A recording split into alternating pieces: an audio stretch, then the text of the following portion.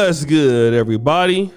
Yes, your boy, O'Shea Duke Jackson, back at it again with another episode of the Celebrity Junk. Guys, today we are talking about Christina Milian, because Christina Milian is a struggle singer. She is a struggle swirler, and she's another one of those people who just can't wait to get in front of the camera, or for anybody else who's listening, and worship Mr. Mayonnaise, which in this case is Matt Pokora, who does his best version to look as black as he possibly can, although he's from France. Bruh. And you know what? Some of you guys may say that, you know, she's not fully black, or she's like half Latin, half black, or whatever.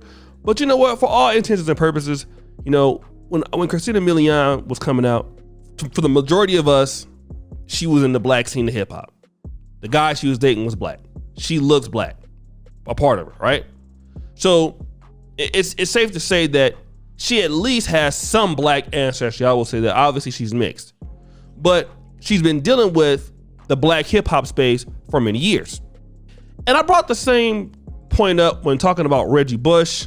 And Reggie Bush, who has this, you know, Kim Kardashian lookalike wife, you know, he was going back and forth with this person talking about how his Armenian wife has saved his life. You know, how he wouldn't be where he's at now without her. You know, I guess she was the one, you know, running the football at USC and, you know, won the Super Bowl with the New Orleans Saints. I guess that was her, huh? I mean, again, it's always bigging up somebody else that's not black. And Christina Milian does this too, you know, as if the white person is the one that is saving her. And I want to talk about this because Christina Milian has a thotty relationship past, all right? 39 years old, 2 kids, 1,000 relationships in the industry.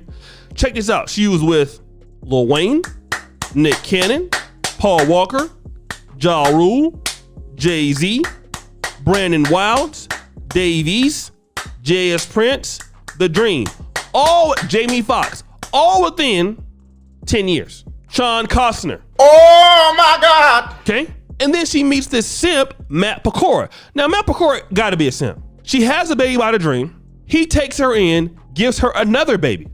And then on this new series called Really Truly Maybe, she says this about White Zaddy. Take music. I'm so happy he came into my life, especially after kissing 1,000,000 frogs. I found my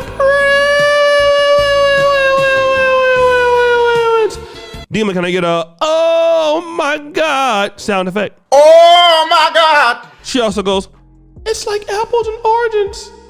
She said of comparing her current boo to her exes, whom she said she had too many of. Stop the show.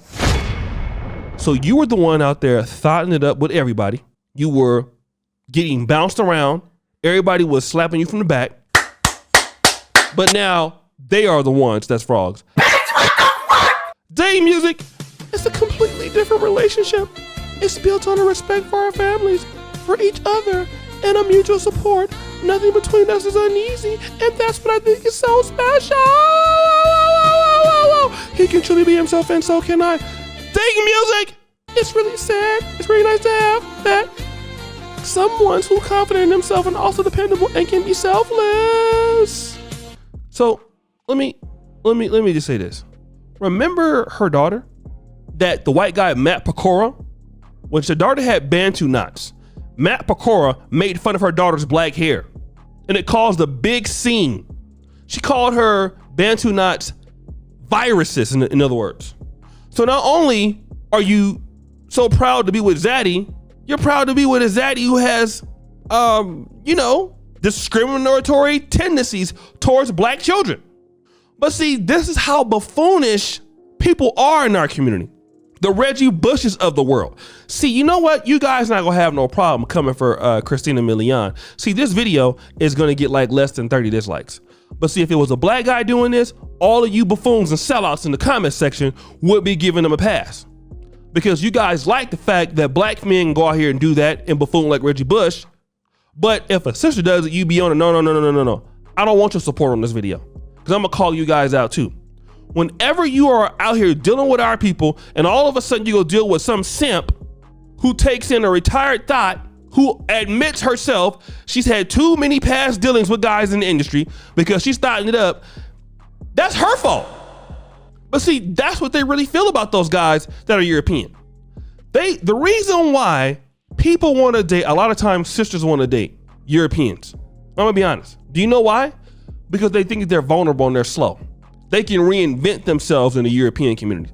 That's why a lot of times you see black men or black women wanting to interracially date, stuff like that. They can go over there and reinvent themselves again. Like, everybody already knows that you ain't about nothing in the black community to a certain degree. And you can go over there and pretend. You can go over there and do that. You see? You can go over there and do that. And now that you go over there and do that, now all of a sudden,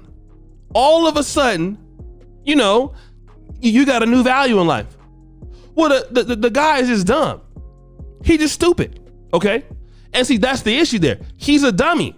But you know what's so funny is he'll realize sooner or later that the same problems you had are going to be having over in that community. She'll be single again. And see, a lot of times what happens is people think they can go over there to the other communities with people who are, you know, forgiving of their mistakes and will take a lesser value of folks. Sometimes they might get lucky, but in all actuality, whatever problems you have in the black community, you're gonna have them over there. Christina, you should be ashamed of yourself. You know, you wanna call the guys frogs you were dealing with before. Like, you didn't have no problem in the relationship. All the other guys are frogs. Like, it's always somebody else's fault. Is it your fault that you got 2 kids by 2 different guys? Or is it your fault that you were not competitive enough for guys to marry you? I mean, if you think about it, like, you know, Jay-Z married Beyonce. You know, Nick Cannon had at least a Mariah Carey. So, I mean, it's not like these guys, you know, didn't have relationships with people. They were just worth it. You were not worth it. Let's just be real, okay? You were what they were, a fling. And I'm sorry if people don't take you serious. That's your problem. But there you go. Blaming men for your problems.